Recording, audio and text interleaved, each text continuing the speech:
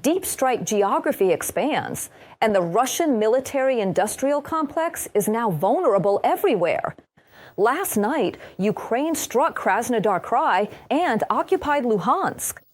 And while the Kremlin draws up reports about supposedly intercepted targets, Russian oil refining giants are going up in flames like torches, and strategic substations are turning into scrap metal. Sofia Zelinska will tell us how Slavyansk is shutting down operations and Luhansk is being swallowed by darkness. The night of January 26th in Slavyansk, Kuban, turned out to be extremely loud. A series of explosions thundered around 1:30 in the morning.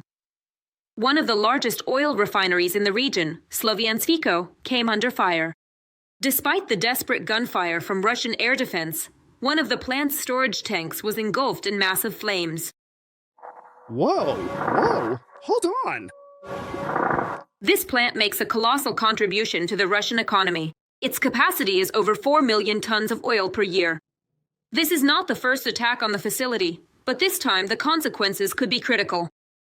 The local authorities, as usual, claim it was just falling debris, but the pillar of fire seen by the entire city suggests otherwise. In addition to the oil refinery, another enterprise and power lines were also damaged. Power outages were recorded in 3 districts of the region. Which ones? It was no less intense in occupied Luhansk. The morning for the occupiers started not with coffee, but with a massive detonation. A powerful explosion thundered at the strategic Kirovska substation. The city was instantly covered in thick black smoke, and part of the districts were left without electricity. Whoa, that's insane. Explosion, and boom.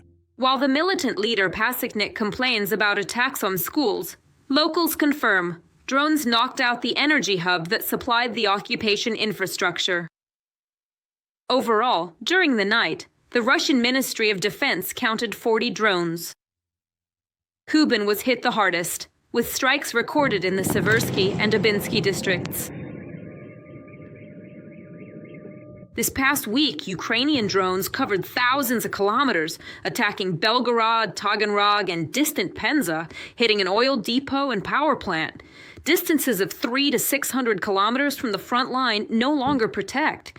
Each strike means less fuel for Russian tanks and less energy for defense plants. There is another fire at an oil refinery in Russia, this time in the Krasnodar region. Ukrainian drones flew there last night. And in the north of the country, an energy collapse occurred without any external interference. A state of emergency has been declared in Murmansk. The governor announced it the day before and reported that with the start of the work week, the load on the power system would obviously increase. So, more power outages should be expected. Last night, the armed forces of Ukraine struck the refinery in Slavyansk in the Kuban region. There, a series of explosions was heard, after which a fire broke out. The local oil refinery, Slavyansk, which processes about 4 million tons of oil annually, was damaged. In particular, the primary oil processing unit was affected. Now, Rostyuk is making something up. I'm gonna laugh. At the same time, satellite images confirmed damage to the infrastructure of the Energia plant in the city of Yuliets, in the Lipetsk region, which, as a reminder, was struck back at the beginning of January. The images show that several buildings were damaged and one more was completely destroyed. The enterprise produces batteries and accumulators for the Russian armed forces' weapon systems. This is how it was burning after the strike. Without any external interference, but there is a blackout in northern Russia. Due to worn-out infrastructure, this has lasted for 4 days in a row. Murmansk and Severomorsk, where the Russian Northern Fleet is based, remain without electricity. The warships of the Northern Fleet have switched to emergency generators. In Murmansk, traffic lights aren't working, trolley buses are breaking down, and there's a total blackout all around. The district's completely isolated, there's absolutely nothing left, and the stores are no longer open for business. Only the children's hospital is operating. That's because, yes, they have their own generators there. That's it. Nothing else is working. But on the news, the governor reported that all the problems have been fixed, that everything is fine everywhere. People have no electricity, no heating. We're just surviving. Just this Friday, 5 power line poles near Murmansk collapsed. They hadn't been repaired for decades. Thousands of residents were left without electricity.